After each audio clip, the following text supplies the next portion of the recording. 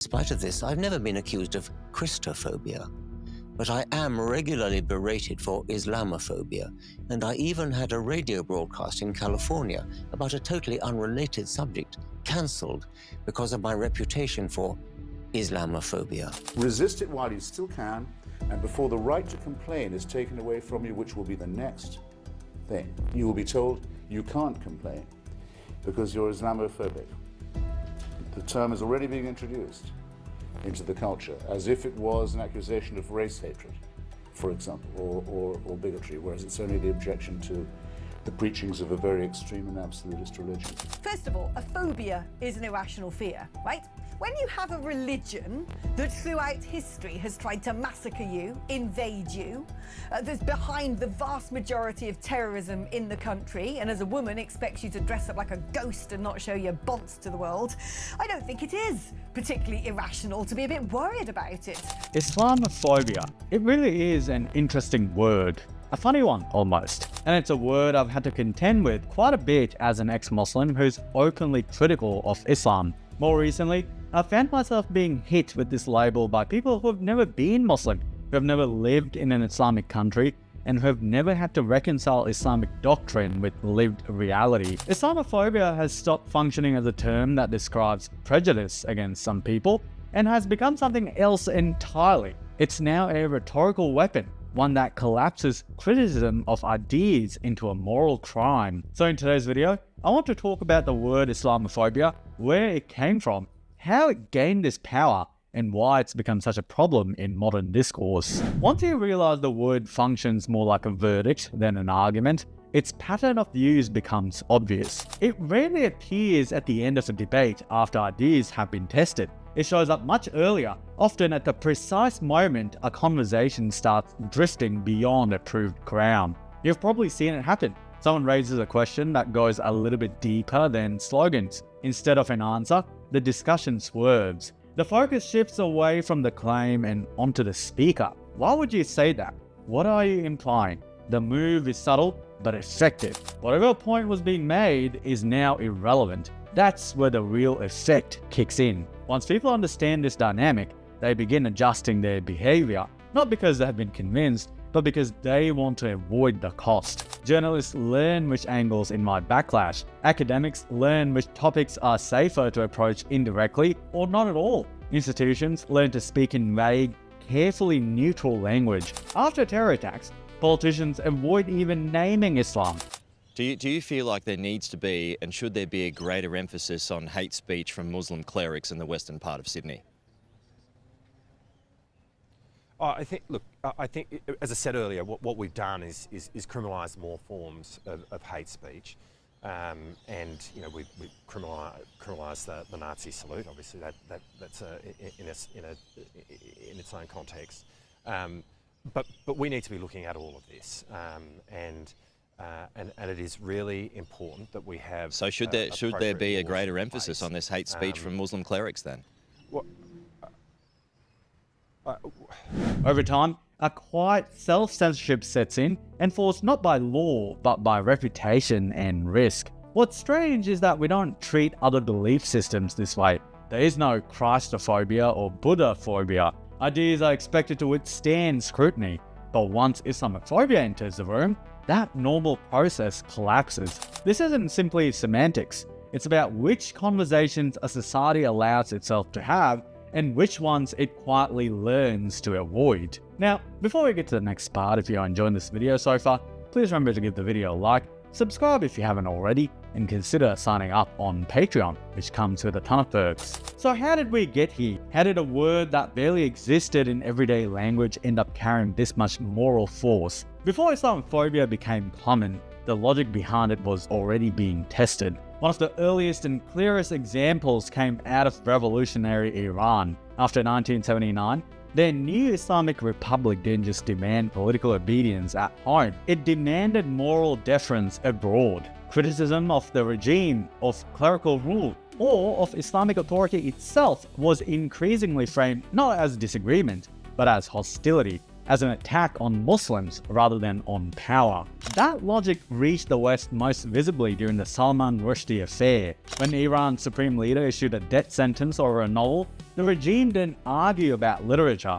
It argued about offense, about wounded religious feeling, about the supposed bigotry of those who defended Rushdie's right to write. Long before Islamophobia was a household word, the idea was already there. Criticizing Islam wasn't only wrong, it was immoral. What's striking is how receptive parts of the Western left were to this framing. Some intellectuals even romanticized Islamist movements as authentic resistance to Western dominance, treating religious authoritarianism as culturally untouchable.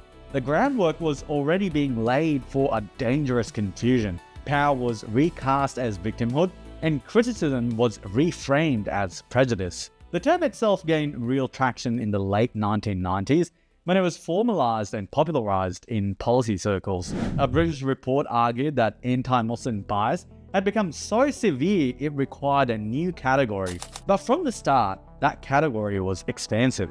It didn't simply capture discrimination against people, it also swept in skepticism about Islamic beliefs and practices, treating both as part of the same moral failing. After 9/11, the word surged into global use. Initially, it served an obvious purpose, but almost immediately, Islamist regimes and allied organizations pushed to elevate Islamophobia into something closer to racism, and then into something closer still to blasphemy. At international forums, criticism of Islam was described as decimation. By the time controversies like the Danish cartoons erupted, the transformation was complete. A word that began as a way to describe prejudice had become a boundary marker. Cross it, and the conversation doesn't continue. It ends. And today, you could expect police to show up at your door in multiple countries, accusing you of Islamophobia if you say the wrong thing. That's exactly why I use Proton VPN and why I think you should too. They're based in Switzerland,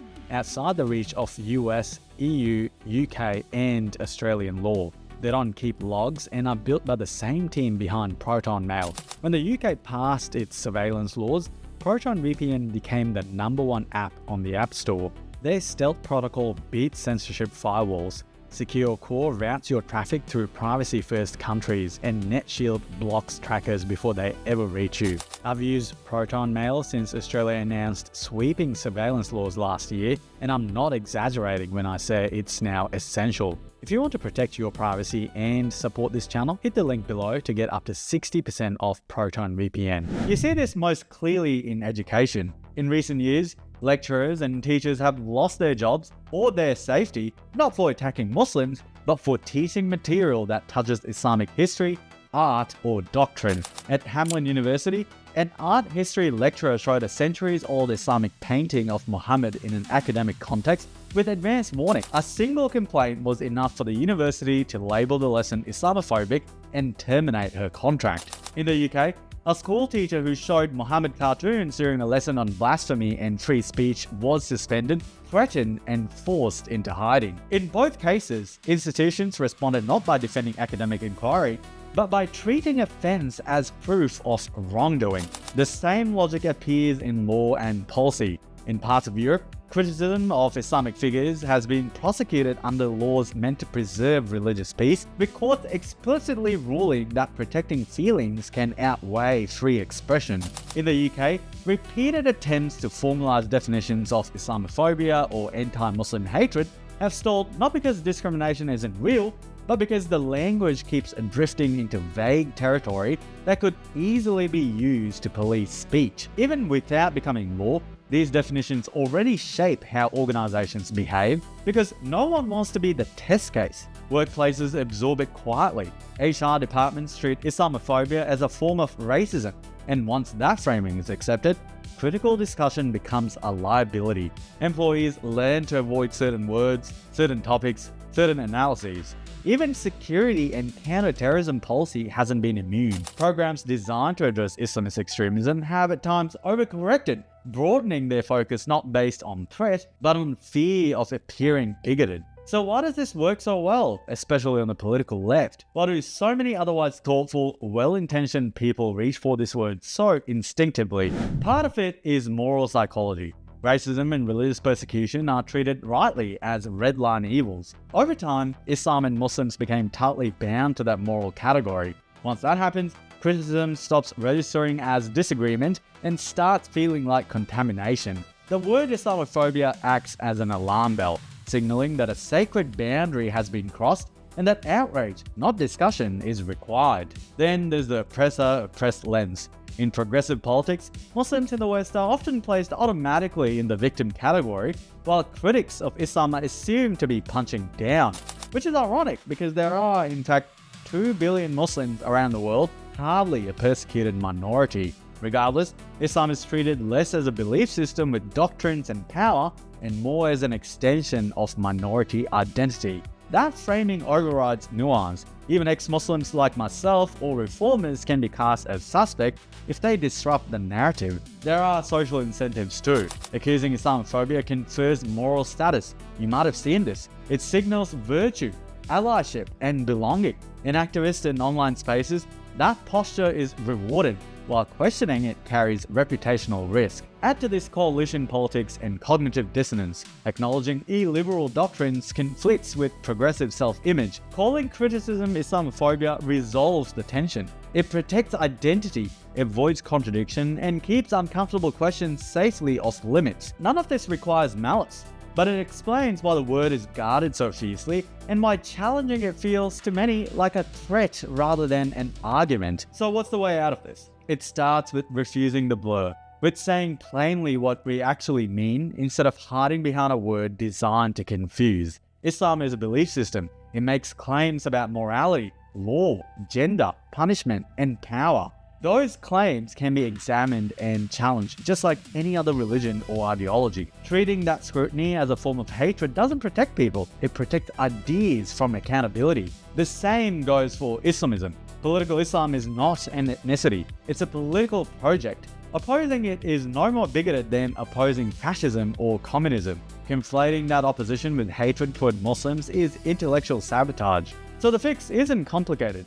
No idea is owed respect. No person is beneath it. Once we separate those principles again, the smear loses its power and the conversation can finally move forward.